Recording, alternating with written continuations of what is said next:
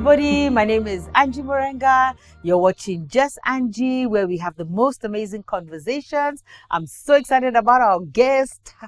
She's been here before. She's not a stranger to you, Just Angie family. Please welcome Pastor Flav, as we call her. But let her, just in case you have not met my amazing guests, please, karibu sana. Yeah. Introduce yourself to my guests, and then we can have a conversation. Asante sana, Apostle Angie. It's so good to be back again.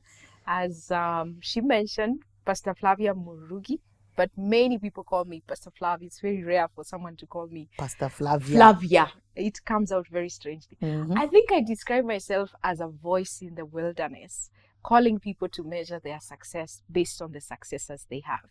Wow. So I have a very strong interest in identifying potential in people, seeing how we can develop it, and commissioning people to greater heights than they ever imagined. And that aligns to the conversation that we are going to have today. It's so amazing. I love it. And I love that description about you. And I feel it's befitting, because when I think of all the many hats that you wear and all the many capabilities that God has blessed you with, I'm really excited about that. So you were supposed to come here a long time ago, because I saw this thing on social media called the Caleb Challenge. Is it Caleb Challenge or Caleb Challenge? That's what I saw. Yeah. So I started looking into it, and it was about going to climb the mountain. And then you took a group of friends. Then one of my friends, she kept writing about it. So I was like, Pastor Flavia, please come here, Pastor Flav, and explain to us what the Caleb Challenge is, and of course what other people to do it with you. Yes. But first, what is it? What's the inspiration behind it? Yeah. Why the Caleb Challenge? Why Caleb? Why Caleb? So I'll start with 2012. Okay. When I was 29, turning 30 in 2013, because I'm an 83 born. And two things were happening. Number one, I felt like I needed to be more cautious about my fitness level and my health and wellness element. But also number two, I was thinking of the fact that Jesus was 30 when he came out. And in 3 years, he did an amazing job. I don't like the gym, because I feel like I'm constrained, claustrophobic, and I also don't like routine, like being on the treadmill. You don't like routine. Yes, but all it's the amazing. time. I've had a trainer for 7 years. I don't know what magic is between me. I can't stand routine. Yes, so I came across some university students that were hiking, and I decided to join the hiking group. It was called Kwea Milele by Daystar University students. Okay. And through hiking, I was able to lose 20 kilos. Oh, really? That year. 20 over how long? In 1 year. In 1 year. Really? Yeah. You lost 20 kilos in 1 year? Yes. Hiking. And the good thing about hiking is that I could also manage my pace. And so I started hiking. I climbed Mount Kenya the first time in... Wait. Hiking and mountains. No, when you climb the mountain, you're hiking. Yes, that's hiking. Pastor Flavia, wait first. We start with some lower. There were no lower hills around. Please, wait. You started with the first year, but the first you didn't do Mount Kenya. I did. Let me keep quiet. Yeah. So first year. Yes. So I discovered the group in January, and they were going to Mount Kenya over Easter, which was either end of March, beginning of April. Yeah. So the requirement was you needed to start walking. So basic walking within the neighborhood. And then you actually start with the lower mountains. So you start with Ngong Hills. Then you go to Kilimambogo, then Longonot. Then now you go to the Aberdares as you go to Mount Kenya. So I climbed Mount Kenya in March. Then I climbed Mount Meru, which is the 5th highest in Africa, in around July. Same year. Yes. And then towards the end of the year, when I was thinking about getting into ministry, I said my last challenge before I step out of corporate is climbing Kilimanjaro. But something else. Yeah. Are we allowed to say, I need an expression of alama ya mshangao, like, what's going on? Kenya, Meru, Kili in 1 year. Okay, let me just finish. So you are transitioning from corporate? Yes. So you needed a challenge, or was it a challenge, a confirmation, or just something to overcome? Yes, I needed a challenge. All three joined together. And one of the things I discovered in the process is hiking is the only activity that pushes the human body, spirit, soul, and body at the same time. Because the moment you start hiking, first, your physical body will get tired. Yeah. You haven't walked for 5 days non-stop, because you have to wake up, walk, sleep, wake up, walk, sleep. So the physical body is being pushed, but also the soul, your mind, will, and emotions. You start thinking, what am I doing in the mountain over Easter? I know. Or New Year's. But also, by the time you're getting to the summit, which is the highest point of the mountain, you've also had conversations with God. You have. Because there's a place where your body is almost at autopilot. So those were, I found that hiking would develop certain spiritual disciplines in me that would combine the tripart being that I am. So that's how it started in 2012. And then 2014, I was seated at the Global Leadership Summit. And one of the women that speaks into my life, Mother Nyangao, told me she's very sad that Kenyans like attending so many conferences. They are bloated. She said, don't attend another conference if you haven't applied what you learned from this one. Yeah. So I was seated at the Global Leadership Summit in 2014, and they were talking about the intangibles of leadership. The intangibles, those inner characteristics. And they said the number one intangible is grit. And grit, G-R-I-T. Yes. And the speaker defined grit as the capacity to push, finish, but he did not stop there. Because many finish, but some finish weak, some finish dead. So you have to finish strong. You have to finish strong. And he said that grit can actually be developed in people. And one of the best ways of developing grit in an individual is physical activity. And he gave some of the renowned leaders around the world, one of them being somebody like Jack Collins, who has gotten into rock climbing. His wife is a competitive, bodybuilder. She talked about people like Condoleezza Rice and the element of the gym, quite a number of people. And as I sat there, I said, I have hiking. And I think hiking will also bring the element of solitude. And so as I sat there and listened to them describing, I wrote a strategy in my notebook. And I said, out of this GLS 2014, I'm picking one thing: to develop grit in 89 leaders for the next 5 years. Why 89? Wow. Why 89? Because I wanted to take 15 people in 2015, 16 people in 2016, 17 people in 2017, 18, and then 19 people. When you do that total, it came to 89 people. And I said, for the next 5 years, every Easter, I will take a group to Mount Kenya. Every New Year's, I'll take a group to Kilimanjaro. And so initially, it was called the Trooper Challenge, because I wanted to raise troopers for the kingdom. And that's how it was also adopted in my first church, Parklands Baptist, where I was serving. And so I even had a budget that would subsidize for anybody that wanted to participate in it. And I ended up taking 122 people up Solange. The oldest, 63 years. 60 what? 63 years. The oldest gentleman was 63 years. The oldest lady was 57 years. And so that's how it started. Yeah. I'm like, okay. But I like that, because I like going to conferences and coming out with a takeout that I can apply. I remember when I went to a 2-day one, and that's when I did my coaching. I did at Strathmore. It was Pastor Flavia Murugi. I mean, that time they did something about women. So that's when I did my coaching. But this is amazing. This is phenomenal. Yeah. And so you've climbed the mountains how many times? So currently I've climbed Mount Kenya 10 times, because the 5 years were with groups, but I've also gone as an individual. Yeah, sometimes I go as an individual. Then I've done Kilimanjaro 5 times.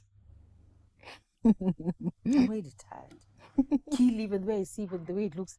Anyway, so you've done it. Yeah. So Easter and Christmas, you're up the mountains. Yes, between 2019 and 2015 to 2019. Every Easter, I was in Mount Kenya. Every New Year, 1st of January at 6:30 a.m., you would summit. We would be at the summit of Kilimanjaro. But the beautiful thing, Pastor Angie, I tell people, many people think that my greatest platform in ministry has been media and the pulpit. But if you were to ask me, I think my greatest platform has been the mountain. Because as we are climbing, we also pick a book in the Bible that we are going to read. Now we come to the Caleb challenge. So when the program started, the inspiration was Joshua 14:12, that give me this mountain. I'm still as strong as I was 40 years ago. That's grit. That's the definition of grit. Yeah. And then now you have a physical mountain. So that was the inspiration. Now, when I joined Ruach Assemblies, people had heard about the program. So they came back and they're like, why aren't you doing this with us? And this time I felt like calling it the Caleb Challenge. But also the reason why I was calling it the Caleb Challenge is also to encourage older people to join. One of the most inspiring people I have ever taken was Colonel Sam.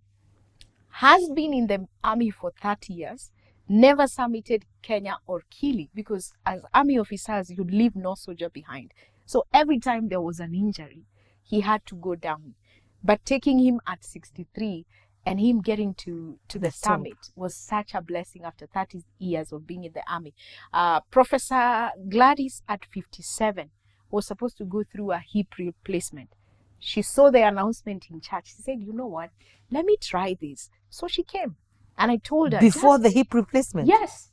But by the time she was coming down, she never went for the surgery. She was miracles healed. Take place on the mountain. Absolutely. Even atheists bowing down on the mountain, saying, because of seeing the splendor of God. This is God displayed, I can imagine.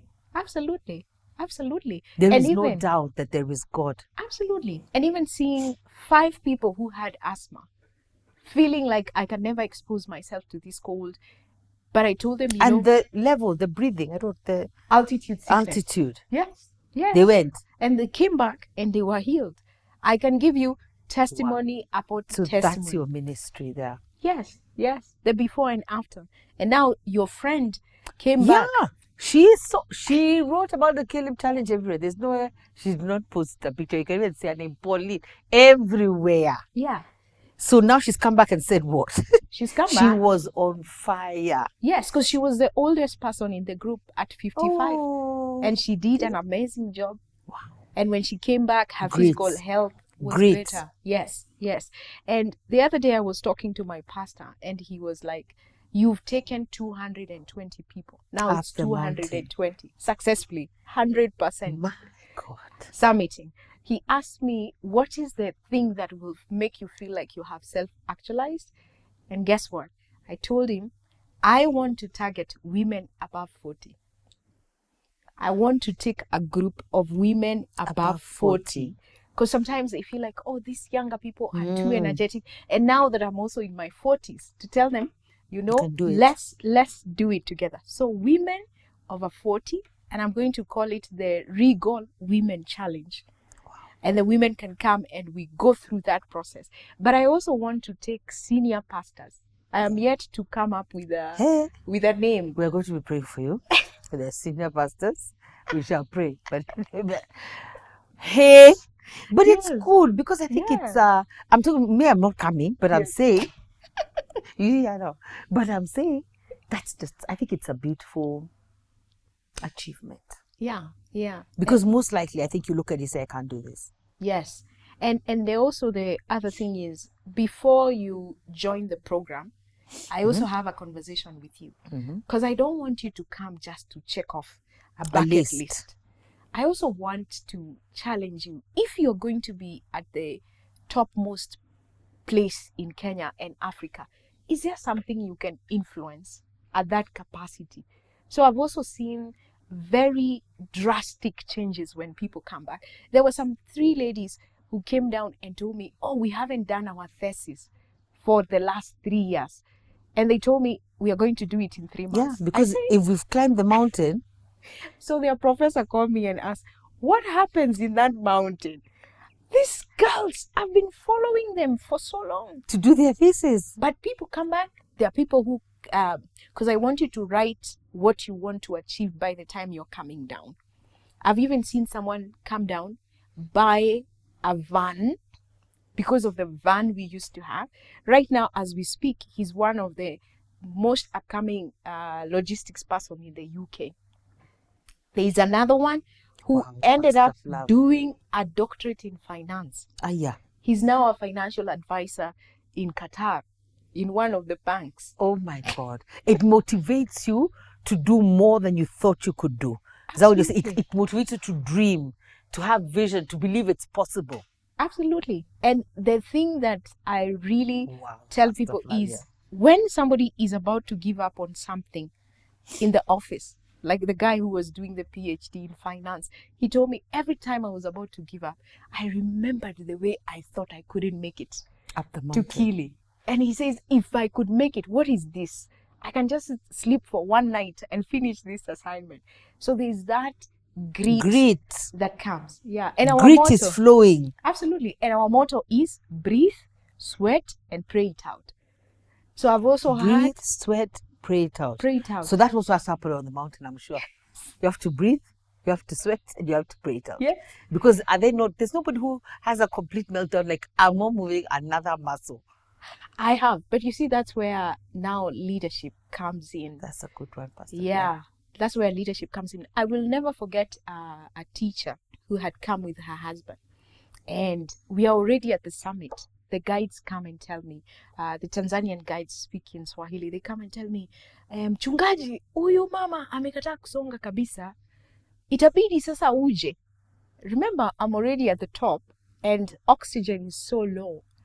Now I have to go back like a kilometer to collect her or convince her. Because I never leave anyone behind. Oh, well done. You never leave anyone behind. No. And this everybody must finish. Everybody must finish. And so I went back. When the lady saw me, she started crying. She said, you came back for me. I feel like the sheep that Jesus came back for. And she woke up. Sheep, and she climbed the mountain. She summited. She got to the top. But here is the testimony.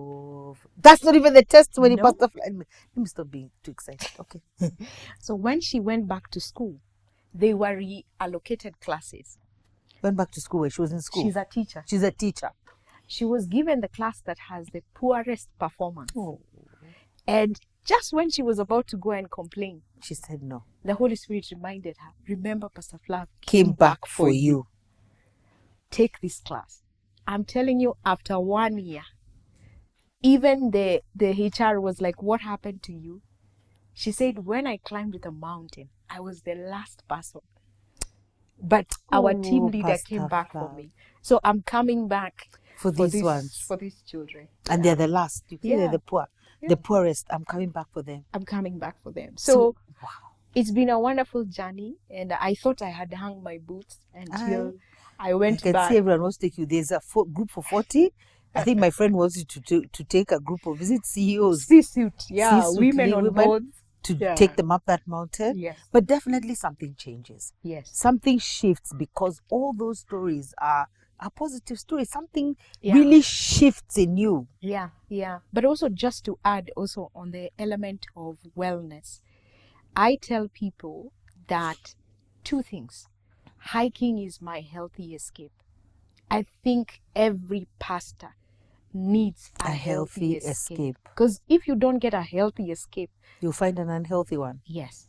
So for me, when I feel everything is coming to an end, I will just put on my hiking boots and go hike. And I do what I tell people: breathe, sweat, and pray it out. But the other thing that I also feel is when it comes also to the element of fitness and health. You know, when I go for my wellness check, the doctor is like, what do you do? Your heart is like the heart of a 20-year-old. Then climbed mountains 10 times, and even big mountains, smaller mountains. Yeah. So it's my healthy escape. And then guess what, Pastor Angie? Because I like you because you are very candid. Many women ask me, how have you kept yourself as a single woman this far?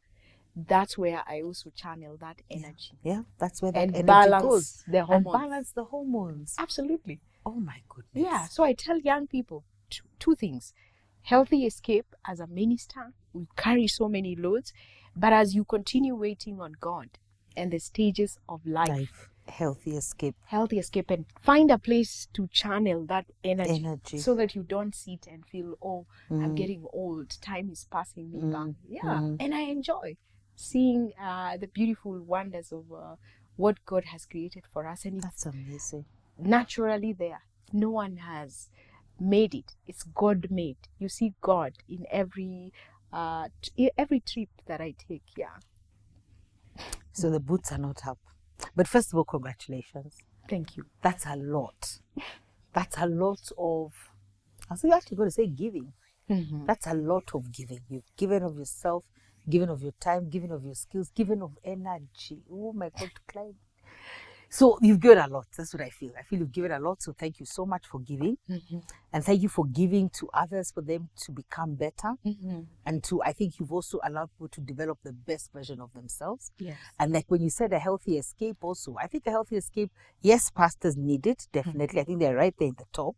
But everybody, a CEO, leader of a department, in a family, everybody needs, I think, that healthy escape. Absolutely. I think it's very, very important. I work out 3 times a week. People don't believe that because of my size, but I'm always like, that's up to you. I've done that for 7 years and it really helps me. I mean, sometimes I don't even want to see my trainer. I just roll my head. But when I'm in my moment, I say thank you to him, because what we do with him is a lot of mobility. Yes. So what happens is I'm able to run upstairs, things I could never do. I used to see stairs and think, no. Don't you guys have a lift? Now go up the stairs, even when there's a lift.